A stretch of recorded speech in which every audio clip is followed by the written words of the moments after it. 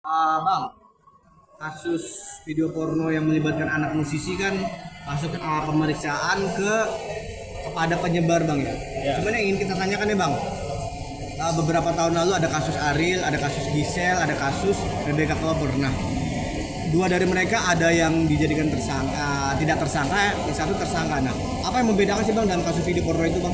Ya, menurut saya dalam perspektif undang-undang pornografi ini dan hal yang berkaitan dengan undang-undang informasi dan transaksi elektronik yang berkaitan dengan penyebaran ini, ada aspek perlindungan yang lebih dominan kepada perempuan atau wanita dan anak-anak, sehingga bagi perempuan atau wanita yang menjadi pemeran di dalam video porno, mereka terkesan dilindungi oleh undang-undang karena ini adalah perspektif dari undang-undang itu sendiri, sehingga itu melekat kepada penegak hukum yang lebih dominan untuk perlindungan kepada wanita atau perempuan.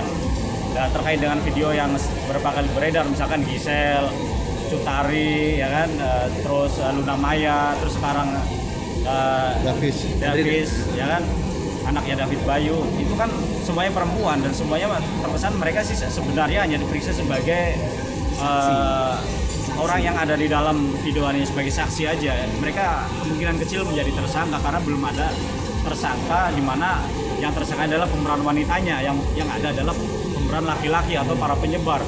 Ya, di undang-undang ini tersendiri si penyebarlah yang kemungkinan besar atau pastinya menjadi tersangka karena dia bertanggung jawab tersebarnya video ini. Karena dari pembuatan video porno kan tidak dilarang, yang dilarang adalah penyebarannya, ya kan.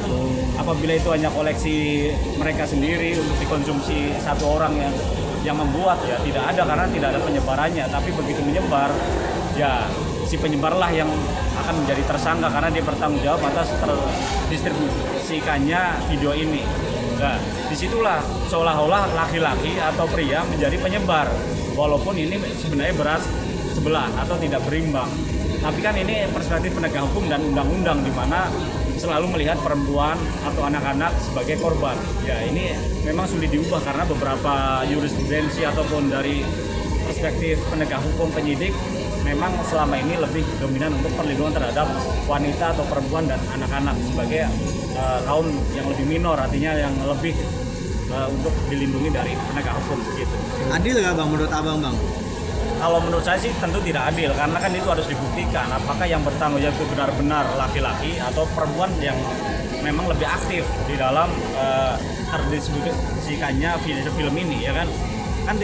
Ini kan hubungan dua belah pihak antara laki-laki dan perempuan yang adanya konsensus untuk melakukan hubungan intim di mana semuanya dengan kesadaran untuk membuat, sehingga apabila mereka menyebar ya mereka juga harus bertanggung jawab secara berimbang.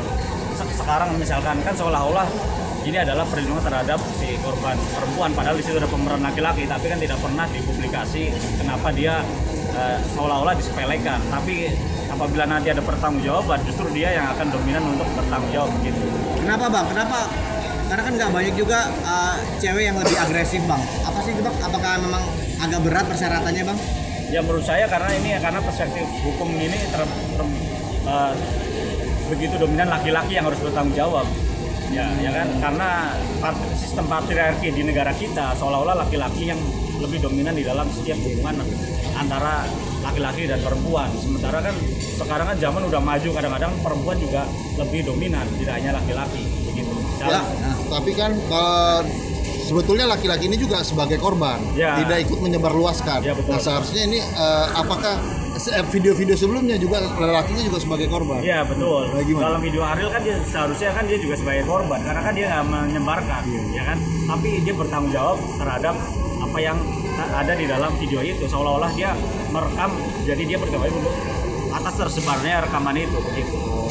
Bang, terakhir bang, untuk penyebar ancaman hukumannya apa bang? Terus dia mendistribusikan atas dasar komersil bang, per video dijual sekian itu gimana bang? Ya ini kan udah mengeksploitasi antara video porno atau video yang asusila ini, tentunya dia kan ada hukuman badan di penjara, ya kan.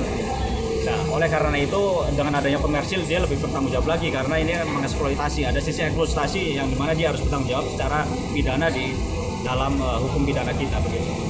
Oke.